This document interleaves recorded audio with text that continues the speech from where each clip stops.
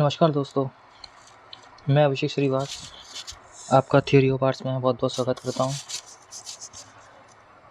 आज हम 12th class का हिस्ट्री का सबसे पहला चैप्टर चालू करेंगे, जो बुक रहेगी हमारी themes in Indian history part 1। इसमें सबसे पहला चैप्टर होगा ब्रिक्स, वीट्स एंड वोन्स।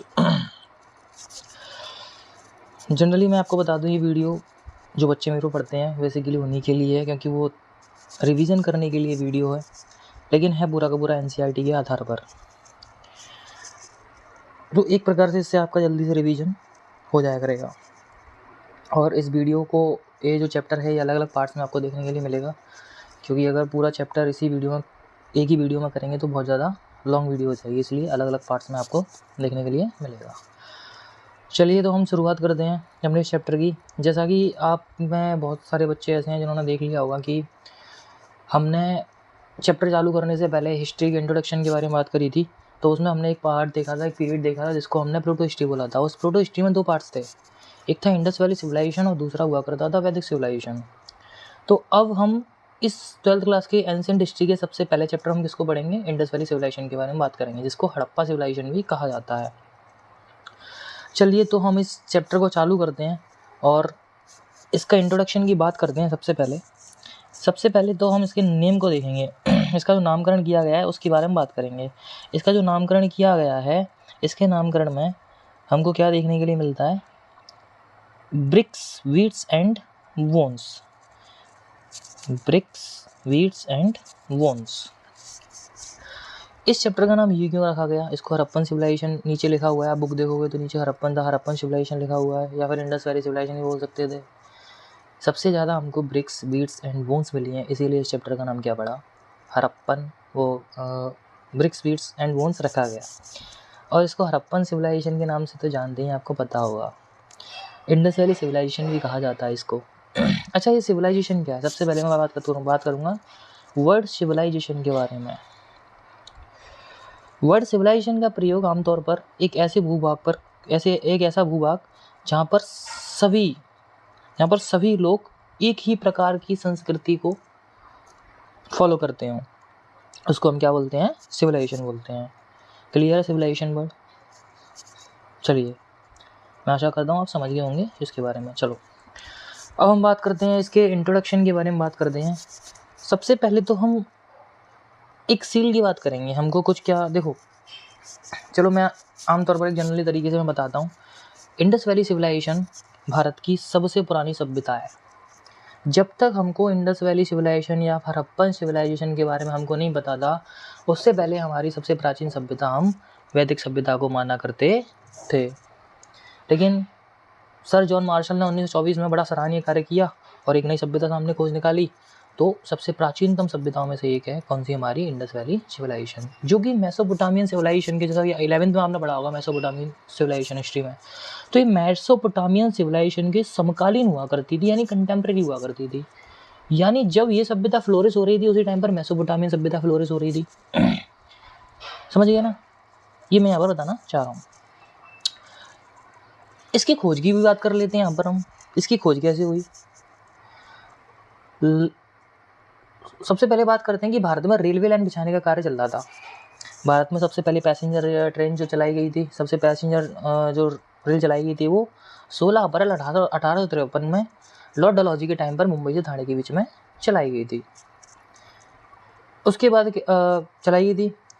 क्या हुआ? भारत में अलग अलग क्षेत्रों में रेलवे लाइन बिछाने का कार्य चालू किया गया। वैसे ही इसी प्रकार से सभी जगह रेलवे लाइन बिछाने का कार्य चल रहा था। यही कार्य चल रहा था लाहौर से कराची के बीच में। जब लाहौर से कराची के बीच में रेलवे लाइन बिछाने का कार्य चल रहा था, तो वहाँ पर पक्की ईंटें निकलना चालू हुई खुदाई के दौरान। कुछ टीले मिले, उन टीलों को खोदा गया। समतल की जा रही थी भूमि रेलवे लाइन बिछाने के लिए। उन टीलों को खोदा तो वहाँ से ईंटें निकलना चालू हुई। तो जो वर्कर्स थे उन्होंने देखा कि ये पक्की ईंटें निकल रही हैं, तो कुछ लोगों ने तो वहाँ पे कहा ठीक है, अच्छी बात है, ईंटें निकल रही हैं तो इनका आप प्रयोग करिए, यूज़ में लीजिए, कोई दिक्कत नहीं है, बढ़िया है, पक्की ईंटें मिल रही हैं। तो ज़्यादातर जो ईंटें थी उनको रेलवे लाइन बिछाने में काम में ले डाला। ये खबर पहुँचती है उस टाइम पर अलेक्जेंडर कनिंघम के पास, जो कि आर्कियोलॉजिकल सर्वे ऑफ इंडिया के कौन हुआ करते थे? डायरेक्टर जनरल हुआ करते थे।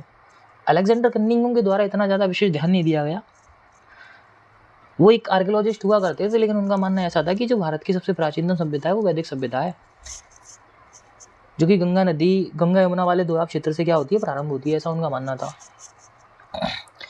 तो उन्होंने इस पर ज़्यादा कोई ध्यान नहीं दिया।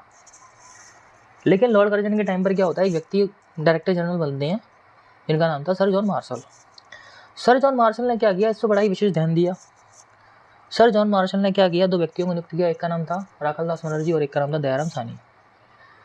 इनके नेतृत्व में जहाँ से ईंटें मिली, जहाँ से ये मोहर आपको दिखाई दे रही होगी, ये मोहर प्राप्त हुई, इस मोहर का अध्ययन किया और जहाँ से प्राप्त हुई वहाँ पर खुदाई का काम, एग्जीबिशन का काम चालू किया। सन 1924 में सर जॉन मार्शल के द्वारा घोषणा की गई कि भारत की सबसे प्राचीनतम सभ्यता को क्या कर लिया गया है, खोज लिया गया है। और बड़ा ही सराहनीय कार्य किया, इन्होंने सिद्ध कर दिया कि भारत की सबसे प्राचीनतम सभ्यता हमको मिल चुकी है और उसको नाम दिया क्या, हड़प्पन सभ्यता। इसको हड़प्पन सभ्यता इसलिए बोला जा रहा है क्योंकि सबसे पहले जो एग्जीबिशन, जो खुदाई में हमको शहर मिला था वो हड़प्पा के पास मिला था, जो कि आज पाकिस्तान में पहुंच चुका है। इसीलिए इसका नाम क्या पड़ा, हड़प्पन सभ्यता पड़ा, हड़प्पन सिविलाइजेशन पड़ा। सबसे पहले खुदाई कहाँ हुई, हड़प्पा वाले एरिया में हुई, इसलिए इसका नाम क्या पड़ा, हड़प्पन सिविलाइजेशन पड़ा। मैं फिर से रिपीट कर रहा हूँ, हड़प्पा वाले एरिया जो पाकिस्तान में पड़ता है, वहाँ पर खुदाई हुई सबसे पहले, तो इसका नाम क्या पड़ गया, हड़प्पन सिविलाइजेशन पड़ गया। इसको अनेकों नाम से जाना जाता है, इसके नाम पर भी मैं डिस्कशन कर लेता हूँ। इसके नाम क्या है, इसको इंडस वैली सिविलाइजेशन भी कहा जाता है, क्योंकि ये सिंधु नदी के किनारे हुआ करती थी। जैसे मैं मान लेता हूँ ये आपको सिविलाइजेशन दिख रही है, इसके बगल में इंडस नदी बह रही है, इंडस वैली सिविलाइजेशन कह दिया। इधर से एक नदी और बहा करती थी, एक नाम और मिलता है हमको। जैसे आप किसी ऑथेंटिक राइटर की किताबों की, राइटर्स की बात करोगे तो एस के पांडे, इस प्रकार की किताबें, उनमें हमको एक नाम मिलता है क्या, इसको इंडस सरस्वती सिविलाइजेशन भी कहा जाता था। ये सबसे पहली नगरीय क्रांति यानी अर्बन सिविलाइजेशन हुआ करती थी। इसको ब्रॉन्ज एज भी कहा जाता है, कांस्य युगीन सभ्यता भी कहा जाता है, क्योंकि इसी सभ्यता के लोगों ने सबसे पहले क्या किया था, अपने वो ब्रॉन्ज का उपयोग करना चालू किया था, इसलिए इसको क्या कहा जाता है, ब्रॉन्ज एज भी कहा जाता है। तो इस प्रकार से मैंने इसके बारे में आपकी थीम आपके मन में सेट कर दी कि आप अब क्लियर हो गया आपको क्या है ये। चलिए, चैप्टर का नाम क्यों रखा गया है, सबसे ज़्यादा ईंटें मिली हैं, बीड्स मिले हैं, मनके मिले हैं, मोतियाँ मिले हैं, अस्थियाँ मिली हैं उनको, उसके आधार पर हम स्टडी करते हैं। इसकी जो स्क्रिप्ट है, इसकी जो लिपि है, इसको आज तक हम पढ़ नहीं पाए हैं। इसकी स्क्रिप्ट आज रहस्य ही बना हुआ है, हमें नहीं पता ये क्या कहना चाह रहे हैं, फिर हम पढ़ कैसे रहे हैं। हमको जो एविडेंसेस मिले हैं, जो ईंटें मिली हैं, जो अस्थियाँ मिली हैं, जो मोती, मनके, खिलौने, टूल्स, मृद भांड जो मिले हैं, उनके आधार पर हम इनका स्टडी करते हैं। समझ गए। चलिए, तो इनकी जो स्क्रिप्ट है ना, इनकी स्क्रिप्ट पिक्टोग्राफ है। पिक्टोग्राफ कैसे होती है, जैसे मैं आपको बताऊं, ऐसे कुछ बना हुआ है, ऐसे कुछ लिखा हुआ है, ऐसे कुछ है, पता नहीं, समझ में ही नहीं आ रहा क्या कहना चाह रहे हैं। पिक्टोग्राफ स्क्रिप्ट है, इसको पढ़ा नहीं गया आज तक, बड़ी कोशिश की गई लेकिन आज तक इसमें कोई सफलता प्राप्त नहीं कर सका है। क्लियर है। अच्छा, एक क्वेश्चन और, क्या इनके टाइम पर सिक्के वगैरह, मनी वगैरह चला करता था? नहीं भैया, इनकी कोई भी मुद्रा नहीं हुआ करती थी। इनके यहाँ पे बार्टर सिस्टम चलता था, आदान प्रदान करो, एक्सचेंज, बार्टर सिस्टम को फॉलो करते थे लोग। उस टाइम पर कोई भी इस प्रकार की जो सील वगैरह मिलती थी, इसकी बात करेंगे हम, ये सील का क्या प्रयोग होता था, क्या यूज़ होता था। क्लियर है। चलिए, अब हम शुरुआत करते हैं इसको इंट्रोडक्शन से। आप समझ गए होंगे कि क्या है। एक कुछ ही 8 मिनटों के भीतर मैंने इस पूरी सभ्यता को आपको कर दिया क्लियर कि है क्या। अब हम इसमें पढ़ते जाएंगे। अब हम पढ़ेंगे क्यों, क्योंकि हमारी पुरानी सबसे प्राचीनतम सभ्यता है, उसका पता भी तो करेंगे इसमें क्या क्या मिला है, कैसे मिला है, कहाँ से क्या मिला है, कौन कौन से शहर मिले हैं।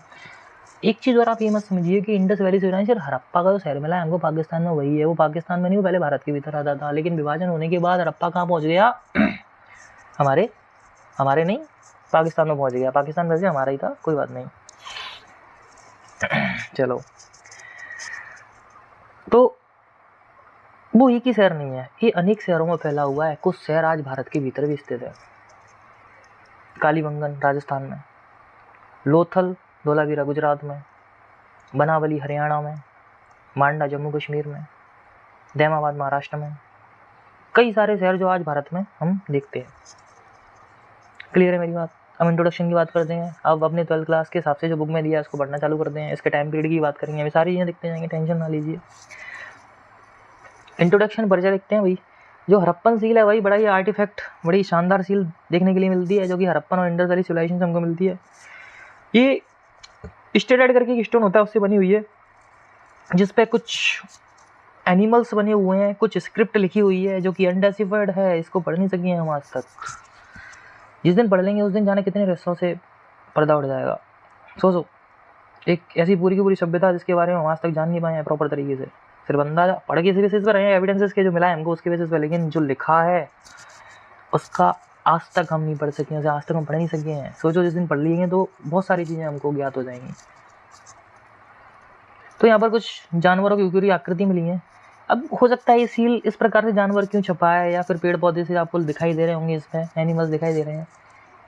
इतिहासकार ये बताते हैं कि ये सील का प्रयोग इसलिए किया जाता होगा कि लोग पढ़े लिखे नहीं थे, वो इन सीलों को अंदाजा लगा करके समझ जाया करते थे कि क्या कहना चाह रहा है सामने वाला, या क्या संकेत है इस सील का।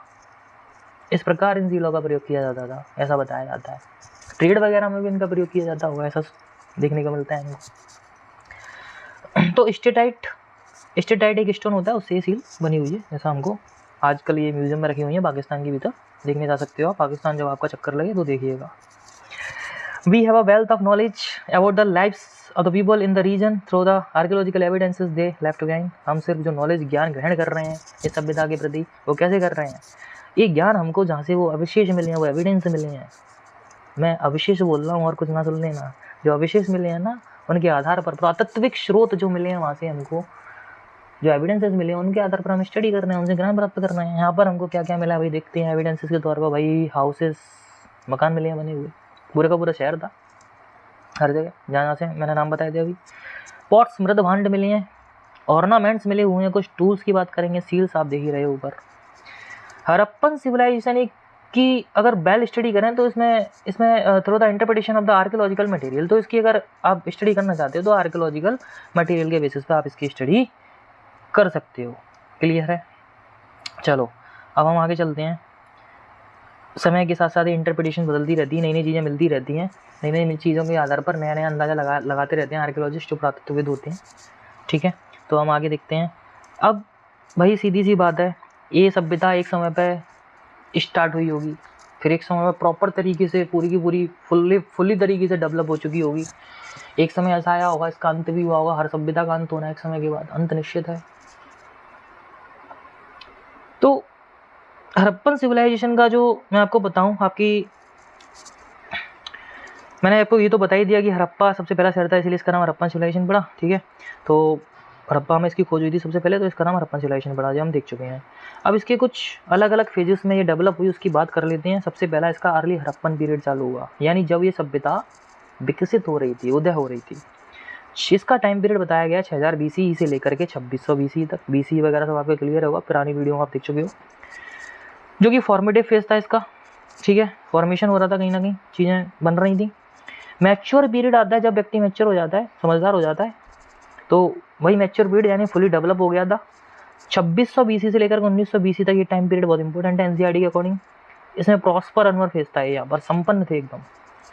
उसके बाद क्या होता है, एक समय आता है जब अंत होना चालू हो गया इसका। लेट हड़प्पन 1900 BC से लेकर के 1300 BC तक इसका डेक्लाइन फेज रहा। इसके बाद ये सभ्यता अंत हो गई और भारत की दूसरी सभ्यता ने जन्म लिया, जिसका नाम क्या था, वैदिक सिविलाइजेशन, जिसे वैदिक सभ्यता के नाम से जाना जाता था। क्लियर है मेरी बात यहाँ तक? ये जो टाइम पीरियड दिया हुआ है तो ठीक है, NCERT के अकॉर्डिंग हम मान लेते हैं। NCERT में जो लिखा होता है भाई वो तो उनको सत्य मानना है, वो प्रमाणित है। लेकिन आप कॉम्पिटिटिव में जब तैयारी करने उतरोगे या फिर किसी अलग अलग इतिहासकारों की किताब, एक ऑथेंटिक स्टडीज़ करोगे बुक्स से, तो आपको कुछ अलग अलग समय और देखने के लिए मिलेगा। यानी एक चीज़ और बताता हूँ मैं कि इन जो डेट्स का अंदाज़ा लगाया जाता है वो कैसे लगाया जाता है। एक टेक्निक होती है, एक मेथड होता है, हम कह सकते हैं आर्कियोलॉजिस्ट का, जिसको कार्बन डेटिंग बोला जाता है। तो हड़प्पन टाइम पीरियड का जो आर्कियोलॉजिस्ट के द्वारा सबसे ऑथेंटिक जो समय माना जाता है कार्बन डेटिंग 14 के अनुसार, उसको माना जाता है क्या, 2500 BC से लेकर के 1750 BC तक। क्लियर है? ये इसका सबसे ऑथेंटिक समय माना जाता है। तो कार्बन डेटिंग के थ्रू ज़्यादातर आप कॉम्पिटिटिव एग्जाम पढ़ते हो तो आपको ये देखने के लिए मिलेगा। क्लियर है भाई? जो आर्टिफैक्ट्स मिले उनके आधार पर हम स्टडी करेंगे। भाई पॉटरी मिली हुई है, ब्रिक्स मिली हुई है, कच्ची पक्की दोनों प्रकार की, कुछ सील्स मिली हुई हैं, यानी बांट मिली हुई हैं, जो आप तोलते हो तो देखा होगा तराजू में बांट रखे रहते हैं, 1 किलो का, 2 किलो का, 5 किलो का, वो मिले हैं यहाँ से। वीट्स, मोती की स्टडी, मनकों की स्टडी करेंगे। कॉपर और ब्रॉन्ज के बने हुए आइटम्स मिले हैं। भाई इनको नॉलेज थी, कॉपर में ब्रॉन्ज मिला दो, कॉपर में टिन मिला के क्या बन जाया करता था, ब्रॉन्ज बन जाया करता था। इनको अच्छी खासी नॉलेज थी, बड़े समझदार थे लोग। दीज हैव बीन, जो ये साइट्स मिली हुई हैं वो हमको कुछ अफगानिस्तान में मिली हुई हैं, अफगानिस्तान से शौरतुगई मिली हुई है। इसको लेकर के इतिहासकारों का थोड़ा सा मतभेद है। कुछ इतिहासकार ये कहते हैं एक अलग सभ्यता थी शौरतुगई, इंडस वैली सिविलाइजेशन से ज़्यादा इसका कोई लेना देना नहीं था, ये बताया जाता है। लेकिन कुछ इतिहासकार ये कहते हैं कि नहीं, बिल्कुल लेना देना था भैया। समझ रहे हो ना? तो दोनों चीज़ों को मैं साथ लेकर के चल रहा हूँ, आप समझ सकते हो। महाराष्ट्र में, पाकिस्तान, इंडिया में अलग अलग जगह से हमको यहाँ के क्षेत्र मिले हुए हैं जिनको हम स्टडी करना चालू करेंगे। चलिए देखते हैं, आगे बढ़ते हैं। इतनी बात आपको क्लियर हो गई होगी। चलो भैया देखो, ये क्वेश्चन दिया हुआ है, क्वेश्चन को आप खुद ही सॉल्व करें तो ज़्यादा बेहतर रहेगा। यहाँ पर कुछ नहीं, नाम पूछा हुआ है तो नाम बता दो। इसका दूसरा नाम क्या है? हड़प्पन सिविलाइजेशन का। मैं आपको कई नाम बता चुका, इंडस वैली सिविलाइजेशन। अब यहाँ पर देखो आर्यन सिविलाइजेशन, वैदिक सिविलाइजेशन लगा हुआ है, तो मैंने बताया था इंडस वैली सिविलाइजेशन खत्म होने के बाद आपकी क्या कहते हैं, वैदिक सिविलाइजेशन चालू हो जाएगी। वैदिक सिविलाइजेशन बताया जाता है कि आर्यंस के द्वारा इसको विकसित किया गया। मध्य एशिया, सेंट्रल एशिया से आर्य आए। अलग अलग इतिहासकार और अलग अलग विद्वानों का मत है कौन आर्य कहाँ से आए, तो आप आगे हम जब बात करेंगे आर्यंस की तब देखेंगे। चलिए बिगिनिंग्स की बात करते हैं भाई। शुरुआत मैच्योर पीरियड से पहले भाई इसका एक हमने देखा क्या पीरियड रहा होगा शुरुआती में, कि इसका अर्ली पीरियड रहा होगा, उसमें विकसित हुई होगी। ठीक है, हमको जगह जगह से कल्चर अलग, इसकी कल्चर इनकी संस्कृति से हमको पता चलता है, या फिर सभ्यता। देखो आर्कियोलॉजिस्ट क्या करते हैं, आर्कियोलॉजिस्ट किसका प्रयोग करते हैं? कल्चर शब्द का प्रयोग करते हैं। वो लोग सिविलाइजेशन ना बोल करके कल्चर यानी सभ्यता बोलते हैं, क्योंकि ये कहीं ना कहीं एक पूरी सभ्यता हुआ करती थी, इसीलिए वो लोग क्या बोलते हैं? कल्चर बोलते हैं। तो इनकी कल्चर में भाई अलग अलग प्रकार की चीज़ें, पोइट्री, स्टाइल्स, एविडेंसेस मिले हमको इनकी कल्चर से, एग्रीकल्चर के, एनिमल हर्डिंग्स के, इन सब के आधार पर हम क्या करेंगे? इसकी स्टडी करेंगे। भाई सेटलमेंट्स मिले हैं, कोई छोटे हैं, कोई बड़े साइज में लार्ज बिल्डिंग्स मिली हैं हमको, उनके आधार पर स्टडी करेंगे। यानी इसमें जो भी विकसित डेवलपमेंट हुआ वो डिसकंटिन्यूटी के साथ हुआ भाई। अर्ली पीरियड में इसका कुछ डेवलपमेंट हुआ, जो मैच्योर था उसमें अच्छे से डेवलप हो गई, और अंत आते आते इसका अंत ही हो गया। यानी लेटर पीरियड में तो इसका पूरा का पूरा समापन होता ही चला गया धीरे धीरे। चलिए वो बात करेंगे हम जब इस चैप्टर में देखेंगे किस प्रकार से इसका अंत होता है। चलो आगे बढ़ते हैं। आगे यहाँ पर मैप दिया हुआ है, मैप पे कुछ साइट्स बताई गई हैं जिसमें आप देख सकते हो कालीबंगन, लोथल, कालीबंगन, रोपर, हड़प्पा और मोहनजोदाड़ो। अब मैं आपको कुछ इंपॉर्टेंट चीज़ें बता देता हूँ। तो देखिए ये सभ्यता नॉर्थ में कहाँ तक थी, साउथ में कहाँ तक थी, ईस्ट में कहाँ तक थी, वेस्ट में कहाँ तक थी। हम बात करते हैं नॉर्थ में ये सभ्यता कहाँ तक फैली हुआ करती थी? मांडा जम्मू कश्मीर तक, मांडा जम्मू कश्मीर तक। और साउथ में बात करें दैमाबाद, दैमाबाद कहाँ पड़ता है? दैमाबाद कहाँ पड़ता है? दैमाबाद तक ये फैली हुआ करती थी। ठीक है, दैमाबाद महाराष्ट्र में। ईस्ट में कहाँ तक थी? ईस्ट में भैया ये आलमगीरपुर तक थी। आलमगीरपुर, आलमगीरपुर कहाँ पड़ता है? हमारा उत्तर प्रदेश में पड़ता है। बात करें वेस्ट में कहाँ तक थी? सुतकांगे डोर, सुतकांगे डोर। ठीक है, जो कहाँ पड़ता है आज की डेट में? पाकिस्तान के भीतर चला गया है। इस प्रकार से सभ्यता क्या हुआ करती थी? फैली हुआ करती थी। क्लियर है मेरी बात यहाँ तक? चलिए इनकी सबसिस्टेंस स्ट्रेटेजीज की बात करते हैं हम। जीवन यापन कैसे किया करते होंगे लोग? आज आप देखते हो, आप भी सभी जीवन यापन आपका चल रहा है, आप देखते हो आपने किस प्रकार से आपकी डेली बेसिस पे आपकी जो भी गतिविधियां रहती हैं वो सारी की सारी इनकी बात करते हैं कि किस प्रकार से इनका जीवन यापन होता होगा। Mature Harappan culture develops. अब देखो यहाँ पर हड़प्पन कल्चर का प्रयोग किया है, इनकी संस्कृति के बारे में देखेंगे हम। अर्ली हड़प्पन कल्चर मतलब mature Harappan culture develops in area previously occupied by the early Harappan culture. यहाँ पर दीज कर लीजिएगा, these cultures also shared certain element with the Harappan including subsistence strategies. तो हमको ज़्यादातर जो जानकारी प्राप्त होती है वो हमको मैच्योर हड़प्पन कल्चर की जानकारी प्राप्त होती है, अर्ली हड़प्पन की भी जानकारी प्राप्त होती है, ऐसा नहीं होती है, लेकिन ज़्यादातर हमको साक्ष्य मिलते हैं वो मैच्योर के ही मिलते हैं। उसके आधार पर हमने क्या किया, इनकी सब्सिस्टेंस स्टडीज़ के बारे में देखा। भाई जो हड़प्पन लोग थे भाई ये डाइट खाने पीने में किसका प्रयोग करते थे भाई? प्लांट्स से कुछ चीज़ें लिया करते थे खाने में, एनिमल प्रोडक्ट का प्रयोग किया करते थे कहीं ना कहीं। अब हमको क्या मिले हैं? कुछ जली हुए अनाज यानी चार्ड ग्रेन्स के साक्ष्य मिले हैं। इनके आधार पर हम अंदाजा लगा रहे हैं, रिकंस्ट्रक्ट कर रहे हैं हड़प्पन डाइट को। रिकंस्ट्रक्ट यानी आज वर्तमान को उठाना और उस समय इतिहास को जो पास्ट बीत चुका है यानी इंडस वैली सिविलाइजेशन में जो भी कुछ रहा है उसको आज से कंपेयर करके हम उसको रिकंस्ट्रक्ट कर रहे हैं, क्योंकि इनकी लिपि को तो पढ़ नहीं सके हम, तो इसलिए हमको इसी प्रकार से रिकंस्ट्रक्ट करना पड़ेगा कहीं ना कहीं आज वर्तमान से जोड़ करके। अब भाई जो भी चार्ड ग्रेन्स यानी जले हुए अनाज के दाने मिले हैं उनसे पता चलता है कि भाई पका करके अनाजों को खाते होंगे या फिर ये किसी कारणवश जल गए होंगे, ऐसा कह रहे हैं हम। भाई जो प्लांट्स वगैरह इनकी स्टडी कर रहे थे चार्ड ग्रेन्स प्लांट्स की, वो कौन कहलाए? आर्कियोबॉटनिस्ट कहलाए। इन लोगों ने इसका स्टडी किया। भाई ग्रेन्स फाउंड हुए हमको कौन कौन से प्रकार के? रप्पन साइड से भाई वीट मिला है, वायरले, लेंटिल, चिकपी, सफ़ेद चना, सेसम, ऑमलेट्स, इस प्रकार के हमको ये अनाज मिले। राइस चावल के साक्ष्य हमको कुछ ही जगह पर मिले हैं, रेयरली मिले हैं, हर जगह हमको नहीं मिले हैं। एनिमल्स की जो बोन्स मिली है हड़प्पन साइट से वो इंडिकेट करती हैं या तो जानवरों को पाला करते थे या फिर इनका भोजन करने के लिए प्रयोग किया करते थे। Sheep, goat, buffalo, pig. Bones मिली है हमको वुअर, डियर और घड़ियाल, कुछ जंगली जानवरों की, जो कि अनक्लियर है भाई किस लिए ये हड्डियों का, या तो यहाँ मर गए होंगे जानवर खुद या फिर मारा होगा, शिकार किया होगा, या फिर खाने के तौर पर उनका प्रयोग किया होगा, फिर फेंक दिया होगा। Harappan hunted these animals obtain meat from, ये कुछ इतिहासकार अंदाजा लगाते हैं हंटेड हड़प्पन्स क्या करते थे? शिकार किया करते थे जानवरों का, और किसके लिए? अपने भोजन करने के लिए। जो कम्युनिटी थी वो शिकार करती थी, मीट को बढ़िया अपना भोजन बना करके खाया करती थी। हमको कुछ वोन्स मिली हैं फिश की और फॉल देखो पक्षी वगैरह होते हैं, मुर्गे वगैरह, ये सब सारी चीज़ें इनमें आ जाती हैं और हड़प्पन साइड से हमको प्राप्त हुए हैं। चलिए यहाँ से एक इम्पोर्टेंट क्वेश्चन बनता है कि जो प्लांट्स, जो एंशियंट प्लांट्स वगैरह या फिर ग्रीन्स वगैरह इनकी स्टडी करता है उसको हम क्या बोलेंगे? आर्कियोबॉटनिस्ट बोलेंगे। इस बात को ध्यान रखिएगा। एमपी बोर्ड के लिए, एमपी बोर्ड क्या किसी बोर्ड के लिए आप जो हो उसके लिए बहुत ज़्यादा इंपॉर्टेंट है। एग्रीकल्चर टेक्नोलॉजीज़ क्या हुआ करती थी इनकी, इसकी भी बात कर लेते हैं। भाई एग्रीकल्चर सीधी सी बात है, जब हमको ग्रीन्स मिलने हैं तो कहीं ना कहीं एग्रीकल्चर तो आम सीधी सी बात है करते होंगे। एग्रीकल्चर की डिस्कवरी, ग्रेन्स मिले हैं, सीधी सी बात है, उनसे हम अंदाजा लगाते हैं कि भाई ये स्पेसिफिक एग्रीकल्चर प्रैक्टिसेस थी, इनकी अलग अलग प्रकार से करा करते थे। देखते हैं कैसे। चलिए, सील और टेराकोटा का स्कल्पचर हमको मिला है और उसी प्रकार से हमको क्या मिला? उस पर एक बैल की आकृति मिली है, एक बैल, एक ऑक्सन खिलौना भी मिला है, मतलब एक बैल मिला है खिलौने के तौर पर जो कि टेराकोटा का बना हुआ है। अब इस टेराकोटा के बैल से अंदाजा लगाया जाता है कि बैल का क्या काम होगा। बैल का काम, बैल के साथ साथ देखो हमको एक हल भी मिला है इस प्रकार से भैया, लकड़ी का बना हुआ है। अब इनका प्रयोग है, हल का प्रयोग क्यों करते होंगे? खेती के लिए करते होंगे, सीधी सी बात है। बैल का प्रयोग भी खेती में किया जाता होगा कहीं ना कहीं। जो टेराकोटा के मॉडल हमको मिले हैं वो चोलिस्तान और बनावली से मिले हुए हैं। भाई जुते हुए खेतों के साक्ष्य मिले हैं टू फरोज में, वो कहाँ से मिले हैं? कालीबंगन से मिले हैं। यानी कालीबंगा में 2 भागों में खेती करते थे इस प्रकार से, यानी एक खेत में 2 प्रकार की फसलें कहीं ना कहीं, ये अंदाजा लगा रहे हैं।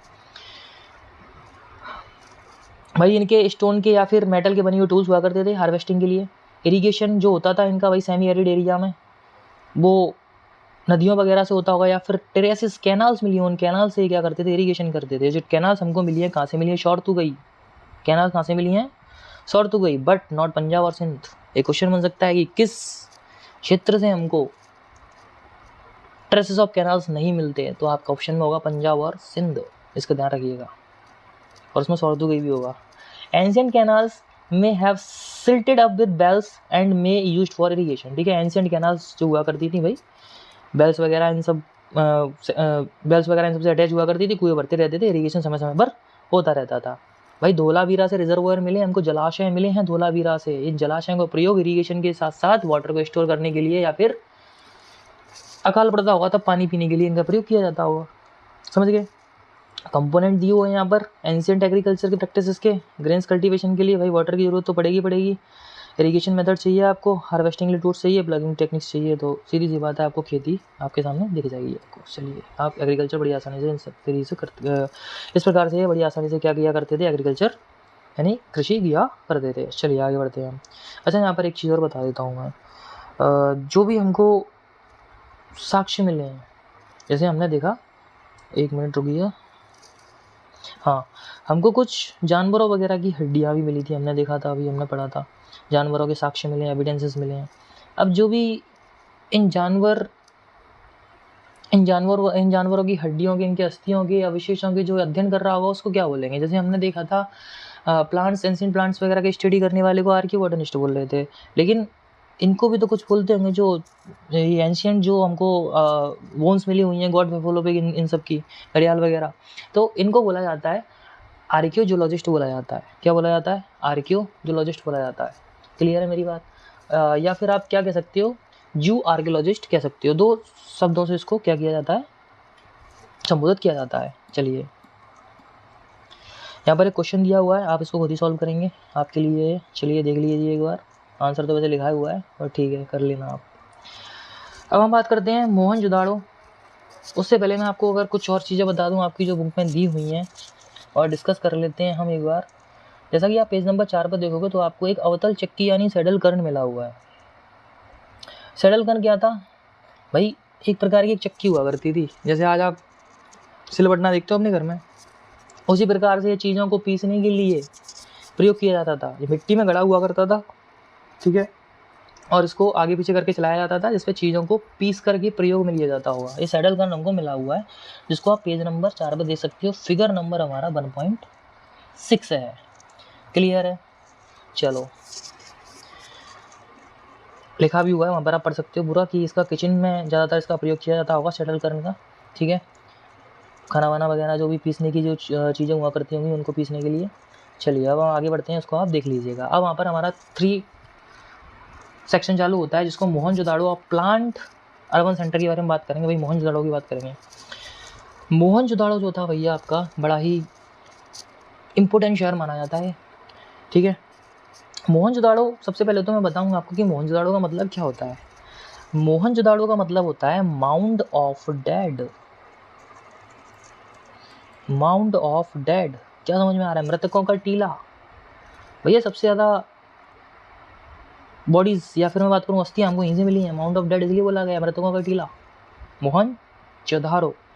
एक मूवी भी है, उसमें आप देखना चाहो, देखो मूवी में भी वास्तविकता नहीं है, पर आप देखना चाहो तो देख सकते हो, आपको एक आइडिया लग जाएगा क्या सभ्यता थी। वैसे तो आपको आइडिया लग ही रहा होगा, क्या आप अपनी बुक साथ में रख के पढ़ोगे तो आपको बहुत आसानी से समझ में आएगा, कोई दिक्कत नहीं आएगी। Harappan civilisation developed unique urban centre with Mohenjodaro being one of the most well known site. जो हड़प्पन सिविलाइजेशन मैंने बताया था, अनेकों शहर थे, उसमें से एक मोहनजोदाड़ो था, जो ये भी पाकिस्तान में पहुंच चुका है आज की डेट में, विभाजन के बाद, पार्टीशन के बाद। हड़प्पन सिविलाइजेशन जो थी, जिसमें मोहनजोदाड़ो सबसे इम्पोर्टेंट वेल नोन साइट हुआ करती थी। माउंट ऑफ डेड कहा जाता है इसको, मृतकों का टीला, ये नाम हमने अभी दिया इसको जब इसकी खोज हुई। मोहनजोदाड़ो को डिवाइड किया गया 2 सेक्शंस में। मोहनजोदाड़ो को डिवाइड किया गया 2 सेक्शन में। सबसे पहला सेक्शन हम बात करेंगे, एक सेक्शन इसका कहलाया क्या? सिटाडेल। दूसरा सेक्शन इसका क्या कहलाया? Lower town. सिटाडेल क्या था? सिटाडेल जो आपका बना हुआ करता था, मेरे शब्दों को ध्यान से सुनिए, बस ये आपको समझ में आ जाएगा, कोई दिक्कत नहीं आनी है। सिटाडेल कच्ची ईंटों के चबूतरे पर और एक ऊंचाई पर बना हुआ करता था, और पक्की ईंटों से इसकी चारों तरफ से दीवार चारों तरफ से पक्की ईंटों की दीवार से घिरा हुआ करता था। मैं दोबारा से बोल रहा हूँ, सिटाडेल यानी किला। सिटाडेल कच्ची ईंटों के चबूतरे पर बना हुआ करता था, पक्की ईंटों से चारों तरफ इसके दीवार हुआ करती थी, यानी फोर्टिफिकेशन हुआ करता था, जिसे किलेबंदी कहा जाता है हिंदी में। ये जो सिटाडेल हुआ करता था, ये आमतौर पर अंदाजा लगा रहे हैं हम, ये शासकों के लिए शासक होता होगा, शासक स्थान होता होगा, या शासक यहाँ पर रहा करता होगा, जो राजा हुआ करता होगा वो रहा करता होगा।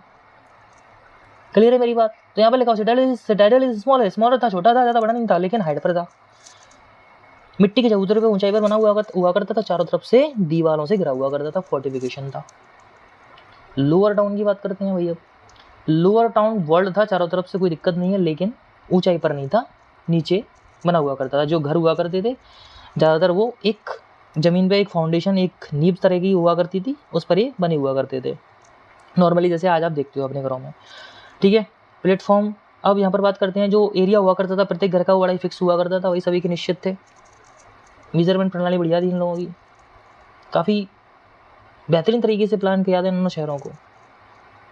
अभी बात करेंगे हम आगे, और हम बात करते हैं प्लानिंग क्या थी, बड़ी अच्छी प्लानिंग थी, केयरफुल प्लानिंग थी भाई, बैठ करके पूरा तरीके से, जिस प्रकार से जयपुर को डिज़ाइन किया गया उसी प्रकार से इनको डिज़ाइन किया गया था। स्टैंडर्डाइज ब्रिक, भाई जो ईंटों का साइज़ था, ईंटों का साइज़ क्या था भाई? सभी ईंटों का साइज़ 4:2:1 में हमको ईंटें देखने के लिए मिलती, ईंटों का अनुपात, लेंथ, ब्रीथ एंड इनकी हाइट दी हुई है। Through out the Harappan settlement आपको इसी पे सेम प्रकार की ईंट मिलेगी, कहीं भी थोड़ा ऊंचा नीचा नहीं मिलेगा। क्लियर है मेरी बात? चलिए एक बॉक्स दिया हुआ है, उसकी बात कर लेते हैं पहले। इस बॉक्स में क्या बताया गया है इसको देखो। इस बॉक्स में लिखा हुआ है, धोलावीरा तथा लोथल में पूरी बस्ती किलेबंद थी, मतलब धोलावीरा लोथल की बस्तियाँ किलेबंद थी, 45 थी, जिसमें से धोलावीरा था ना, धोलावीरा के शहर में कई हिस्से दीवारों से घेर कर अलग किए थे। यानी धोलावीरा में क्या किया था, दीवार बना बना करके शहर के हिस्सों को अलग किया गया। लोथल में क्या किया गया, लोथल के यहाँ जो दुर्ग दीवारों से घिरा तो नहीं था। अब लोथल में एक एक्सेप्शन मिला है कि दुर्ग जो था, जो सिटाडेल था, वो दीवारों से नहीं घिरा था लेकिन ऊंचाई पर बना हुआ था। इस बात को ध्यान रखिएगा, ये ऑब्जेक्टिव वगैरह में पूछ सकता है, ठीक है, कि ऐसा कौन सा शहर था जिसके चारों ओर दीवार नहीं थी लेकिन ऊंचाई पर बना था। तो हम बात करेंगे इसकी अपने लोथल की। क्लियर है मेरी बात यहाँ से? चलो अब देखते हैं हम हड़प्पन सिटीज़। भाई इनका ड्रेनेज सिस्टम बड़ा ही बेहतरीन था। आज जो आपके, अभी वर्तमान की बात कर रहा हूँ मैं, रिसेंटली बात कर रहा हूँ, जो आप ड्रेनेज सिस्टम देखते हो सीवर लाइन वाला प्रोजेक्ट अपने शहरों में, तो वही पैटर्न उस समय पे था। मैं आपको बता दूं कि आज आप स्मार्ट सिटी का जो प्लान देखते हो कि ग्वालियर को स्मार्ट सिटी बनाया जाएगा, इंदौर स्मार्ट सिटी बन रहा है, लगातार अनेक शहरों को स्मार्ट सिटी की कैटेगरी में लाया जा रहा है। ये स्मार्ट सिटी का प्लान ही कहाँ से आया? इंडस वैली सिविलाइजेशन से आया। सबसे पहले स्मार्ट सिटी इंडस उस टाइम पर बन चुकी थी 2600 से 1900 ईस्वी में। क्लियर है मेरी बात? ठीक है, अब वहाँ से हम सीख रहे हैं और उनको दोबारा से बनाना चालू कर रहे हैं। हड़प्पन साइट्स का जो ड्रेनेज सिस्टम था बड़ा ही शानदार ड्रेनेज सिस्टम था भाई साहब। आज आप देखते हो आप कि घरों के बाहर खुली नालियाँ देखने को मिलती हैं, मच्छर भिनभिना रहे होते हैं उनमें। ऐसा नहीं था वहाँ पे, नालियाँ बंद थी भैया ईंटों से, कोई दिक्कत नहीं आई, साफ़ करनी हो तो डालेंगे। समझ गए मेरी बात? चलिए, बड़ा शानदार बेहतरीन सिस्टम था, बहुत तरीके से सोच समझ कर बनाया था। ऐसा इंडिया में अभी तक हर जगह ऐसा संभव नहीं है, लेकिन उनके उस शहर जितने भी मिले हैं वहाँ पर ये प्रॉपर तरीके से हमको देखने के लिए मिला है। क्लियर है मेरी बात? तो Harappan cities well design drainage system हुआ करता था इनका। भाई lower town roads and street laid down grid pattern. भाई जो सड़कें बनी थी ग्रिड पैटर्न में बनी थी, मोड़ नहीं थे इनमें। 90 डिग्री के कोण पे काटा करती थी गलियाँ।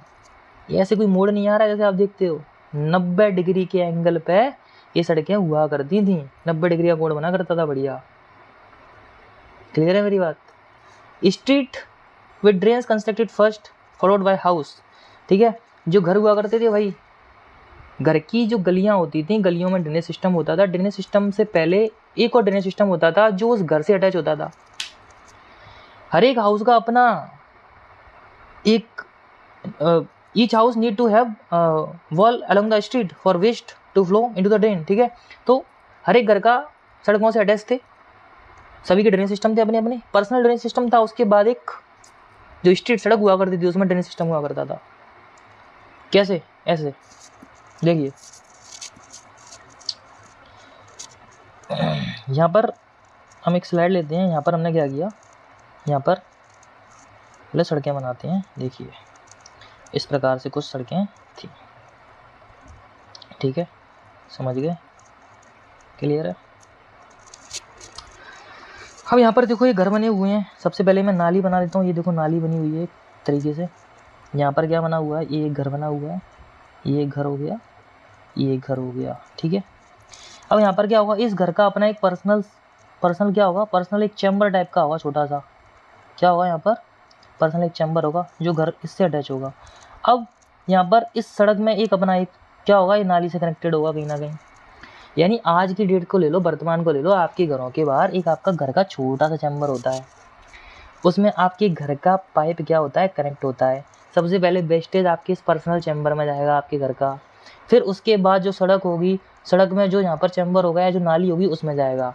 यानी इस तरीके से बनाया गया था कि जो घर का वेस्टेज है वो वेस्टेज सबसे पहले कहाँ जाएगा, आपके चैम्बर में जाएगा। जो भी कूड़ा कचरा होगा सब इसमें फंस जाएगा, उसमें केवल पानी पानी जाएगा, वो रुकेगा ही नहीं। जो मेन आपका सीवर था वो कभी रुकेगा ही नहीं, क्योंकि छनकर के पानी किस में जाएगा, इसमें जाया करता था। इस प्रकार से इनका वेल डिजाइन ड्रेनेज सिस्टम हुआ करता था। समझ रहे हैं मेरी बात को? यानी एक तो आपका घर के पास छोटा सा चैम्बर, उसमें जाया करेगा वेस्टेज, उसके बाद आपके बड़ा जो चैम्बर या फिर जो नाली होगी उसमें जाया करेगा। इस प्रकार से इन्होंने डिजाइन किया था अपने ड्रेनेज सिस्टम को। बड़ा ही बेहतरीन ड्रेनेज सिस्टम था जो आज हम बना रहे हैं, जो कब के बन चुके हैं, सोचो आप खुद। समझ रहे हो मेरी बात को? तो इतना प्लानिंग की थी इन्होंने, इस तरीके से चीज़ों को बनाया था। क्लियर है? चलो आगे देखते हैं।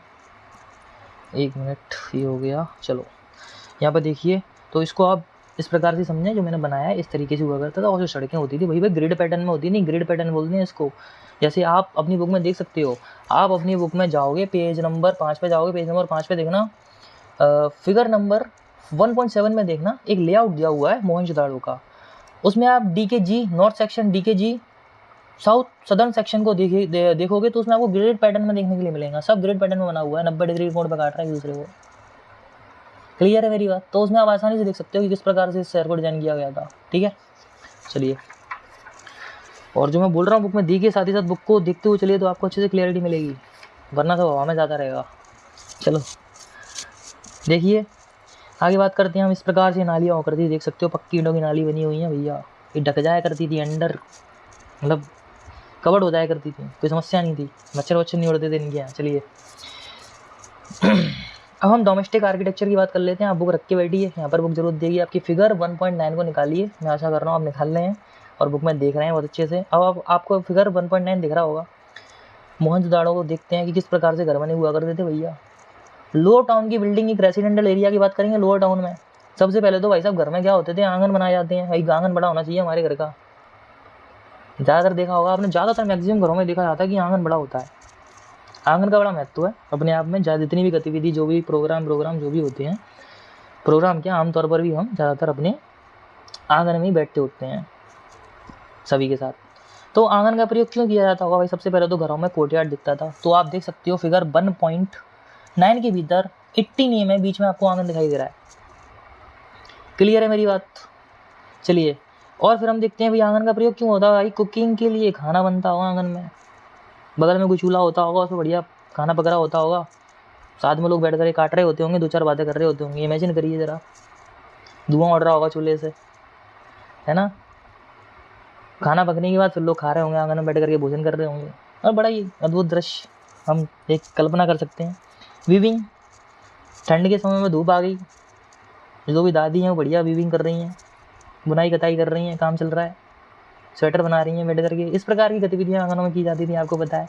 शादी कोई प्रोग्राम है तो बढ़िया गीत गाए जा रहे हैं आंगनों में। इस प्रकार से जो भी प्रोग्राम, जो भी गतिविधि होती थी, आप समझ सकते हो कि आंगन का प्रयोग किसी बेहतरीन तरीके से समझ सकते हो आप। आंगन किस लिए प्रयोग किए जाते हैं? हॉट एंड ड्राई वेदर में, सीधी सी बात है, बढ़िया बारिश हो रही तो बच्चे नहा रहे हैं आंगन में, बढ़िया, कोई दिक्कत नहीं है आने दो पानी। चलो, अब ये मत कहना कि आंगन वो बंद है आंगन, ठीक है, चलो कोई बात नहीं। प्राइवेसी, भाई प्राइवेसी का बड़ा ख्याल रखा इन लोगों ने। प्राइवेसी का जैसे ख्याल रखा कि भाई साहब विंडो ही नहीं हुआ करते थे, कोई ताका झाकी नहीं करेगा, ना भीतर का बाहर ना बाहर का भीतर। समझ रहे मेरी बात को? प्राइवेसी का बहुत अच्छे से ख्याल रखा है इन लोगों ने। ठीक है, तो इस प्रकार से आप देख सकते हो। चलो मैं फिगर में और आपको दो चार चीज़ें और बता दूँ। 1.9 को देखिए, स्टार्टिंग में आपको प्रवेश द्वार एंट्रेंस दिख रहा होगा। भाई साहब एंट्रेंस इस तरीके से बनाया जाता था कि घर के भीतर का कुछ भी नहीं दिखता था, सिर्फ वो एंट्रेंस दिखता था। एंट्रेंस के सामने एक दीवार दिखती थी और कुछ नहीं दिखता था। ये इनका बढ़िया कितने तरीके से डिज़ाइन किया था इन्होंने। समझिए मेरी बात? चलो आगे बात करते हैं। आगे समझिए, आगे क्या होता है कि हर एक घर में हमको क्या मिला हुआ है? कुआं मिला है। अब ज़्यादातर इतिहासकार बताते हैं कि किसी व्यक्ति को, किसी राहगीर को प्यास लगती थी तो भीतर ना बिठाल करके उसे बाहर से तुरंत पानी प्राप्त करवा दिया जाता था। ऐसा बहुत सारे इतिहासकारों से हमको ये मत मिलता है। समझ रहे हैं मेरी बात?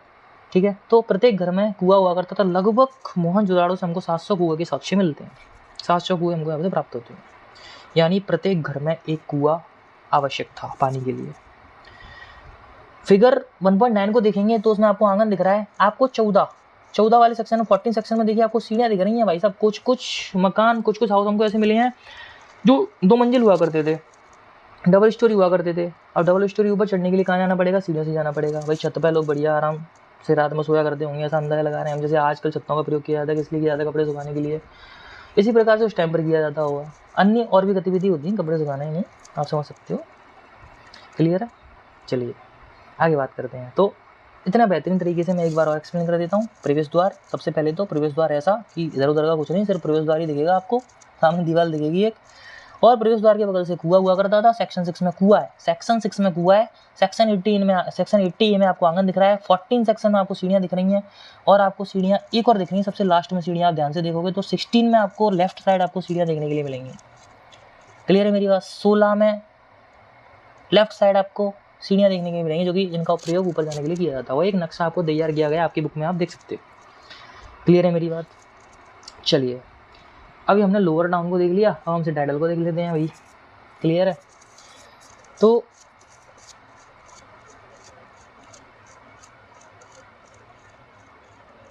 अच्छा, यहाँ पर कुछ सोर्सेज और हैं, उनको और देख लें हम थोड़ा।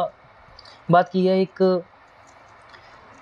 अर्नेस्ट मैके ने, उन्होंने बताया कि जिस प्रकार का जो सिस्टम था वो सिर्फ मोहनजोदाड़ो में ही नहीं, ज़्यादातर शहरों में हमको यही इसी प्रकार से ड्रेनेज सिस्टम मिला, इसी प्रकार से हमको घरों के बने हुए एविडेंसेस मिले हुए हैं। क्लियर है मेरी बात? चलो अब हम किसकी बात करते हैं, सिटाडेल की बात करते हैं। भाई सिटाडेल में प्रॉपर तरीके से क्या था, ठीक है। सिटाडेल हमारा लास्ट सेक्शन होगा, इसके बाद अगले पार्ट में हम इसको पढ़ेंगे, ठीक है। तो सिटाडेल को अच्छे से समझिए, सिटाडेल इंपॉर्टेंट है और यहाँ से क्वेश्चन तो बनता ही बनता है, बड़ा फेवरेट है एग्जामिनर का, ठीक है। क्वेश्चन यहाँ से मिलेगा ही मिलेगा, ठीक है। सिटाडेल यानी किला जिसको हम बात कर रहे हैं। सिटाडेल जो था भाई सीधी सी बात है, मैंने बताया था आपको, कई बार बता चुका और फिर से मैं बता देता हूँ एक और बार। ये सिटाडेल था आपका, वो कच्ची ईंटों के चबूतरे पर बना था, पक्की ईंटों की दीवार से घिरा हुआ करता था और एक ऊंचाई पर बना हुआ करता था और छोटा एरिया हुआ करता था, ये ज़्यादा बड़ा नहीं हुआ करता था। सिंपल सी बात, क्लियर है। चलो अब हम बात करते हैं आगे। जो सिटाडेल था भाई, सिटाडेल में यहाँ से हमको दो चीज़ें मिली हैं। एक तो हमको वेयर हाउस मिला है, क्या मिला है, वेयर हाउस मिला है। एक हमको ग्रेड बाद मिला है, महान स्नानागार, स्विमिंग पूल थे उस टाइम पर, कह सकते हैं, पर प्रयोग अलग तरीके से हुआ करता था इनका, ऐसा अंदाज़ा लगाते हैं हम। जो वेयर हाउस था, इस वेयर हाउस को लेकर के इतिहासकारों के अनेक मत मिलते हैं। कुछ तो ये कहते हैं वेयर हाउस में हमको कुछ अनाज के दाने के साक्ष्य मिले हैं, तो यहाँ पर अनाज रखा जाता होगा, इस कन्फर्म है। लेकिन जो वेयर हाउस मिला है उसका सिर्फ हमको निचला हिस्सा मिला है, ऊपर से उसके अगल बगल कोई भी दीवारें नहीं मिली हैं। अंदाजा ये लगाया जा रहा था कि जो वेयर हाउस की दीवारें थी वो लकड़ी की बनी हुआ करती थी, जो एक समय के बाद नष्ट हो गई। लकड़ी कहाँ बचेगी, वो एक समय के बाद खत्म ही हो जाएगी, सीधी सी बात है। कुछ इतिहासकार ये कहते हैं कि वेयर हाउस का प्रयोग, शायद इसका उपयोग आपसी विचार विमर्श के लिए किया जाता होगा, धार्मिक आयोजनों के लिए किया जाता होगा, सामाजिक आयोजन जो किए जाते होंगे उनमें आमतौर पर इसका प्रयोग किया जाता होगा, ऐसा अंदाजा लगाते हैं कुछ इतिहासकार, कुछ विद्वान ऐसा कहते हैं, ठीक है। हम दोनों की मानते हैं। चलिए अब हम बात करेंगे किसकी, वेयर हाउस के बारे में। छोटी सी बात थी, इसको ध्यान रखिएगा आप। और ग्रिड बात के बारे में देखो, ग्रिड बात क्या है, ग्रिड बात बड़ी इंटरेस्टिंग ये हमको देखने को मिला है। ग्रिड बात जो हुआ करता था, रेक्टेंगुलर टैंक हुआ करता था, इसके चारों ओर कॉरिडोर बना हुआ करता था। इसमें जो स्टेप सीढ़ियाँ हुआ करती थी उतरने चढ़ने के लिए, जो कि साउथ और नॉर्थ दिशा की ओर हुआ करती थी। वाटर टाइट होता था भाई साहब, ब्रिक ईंटों से बना हुआ करता था, जिप्सम मोटर यानी जिप्सम का एक लेप लगा रहा करता था जिससे लीकेज नहीं करता था। इतना बेहतरीन तरीके से डिजाइन किया गया था। इसके थ्री साइड्स हमको रूम देखने के लिए मिलते हैं। शायद ये रूम लोगों के चेंज करने के लिए होते होंगे, कपड़े बदलने के लिए होते होंगे, या फिर इनका प्रयोग किसी और तरीके से किया जाता होगा। क्लियर है, कोई अनुष्ठान होता होगा तब लोग इनका प्रयोग किया करते होंगे। भाई जो हमें जो वो ग्रेड बाद मिला हुआ है, ये कुओं से अटैच मिला है, वेल बने हुए हैं वहाँ, बैल से इनमें पानी वगैरह भरा जाता होगा और एक ड्रेनेज सिस्टम है जिससे इसको खाली कर दिया जाता होगा। इसी के नॉर्थ में हमको कुछ और छोटे छोटे 8 बाथरूम्स मिले हैं। क्लियर है, पूरा का पूरा एक कॉरिडोर में लगातार 8 बाथरूम लगातार बने हुए हैं। ड्रेनेज सिस्टम अच्छा खासा बड़ा हुआ करता था। लगभग आप अपनी बुक में देखोगे तो बुक में फिगर 1.8 को देखोगे तो उसमें मोहनजोदाड़ो का एक ड्रेनेज सिस्टम बताया गया है। उसमें एक पूरा का पूरा लगभग 6 फुट के आसपास का व्यक्ति पूरा का पूरा निकल जाया करता था, इतना बड़ा ड्रेनेज सिस्टम था इनका। हाइट बता रहा हूँ मैं, समझ रहे हो मेरी बात? क्लियर है। तो जो हमारा ग्रिड बात है उसके नॉर्थ में हमको 8 बाथरूम्स और मिले हैं, जो कि एक सीक्वेंस में देखने के लिए हमको मिलते हैं। कुछ आर्कियोलॉजिस्ट ये अंदाज़ा लगाते हैं कि ये जो ग्रिड बात था, इस ग्रिड बात का प्रयोग किसी धार्मिक अनुष्ठान रिचुअल्स के लिए प्रयोग किया जाता हुआ। इसमें जो भी लोग स्नान करते होंगे वो पवित्र होने के लिए किया करते होंगे, ऐसा माना जाता है। किसी त्यौहार वगैरह पर इसका प्रयोग किया जाता हुआ या फिर शासक जो होता होगा, राजा होता होगा, उसके द्वारा इसका प्रयोग किया जाता होगा। इस प्रकार से हमने पूरा का पूरा अपने मोहनजोदाड़ो में सिटाडेल और हमने लोअर टाउन को समझा, है ना। चलिए अब हम इस वीडियो को यहीं एंड करते हैं। अगला जो सेक्शन होगा हमारा ट्रैकिंग सोशल डिफरेंसेस, इसकी बात करेंगे, म्यूरल्स की बात करेंगे, लग्जरी लाइफ जो हुआ करती थी उनकी कैसी हुआ करती थी उसके बारे में बात करेंगे। तो ये सारी डिस्कशन हम कब करेंगे, अगले पार्ट में करेंगे।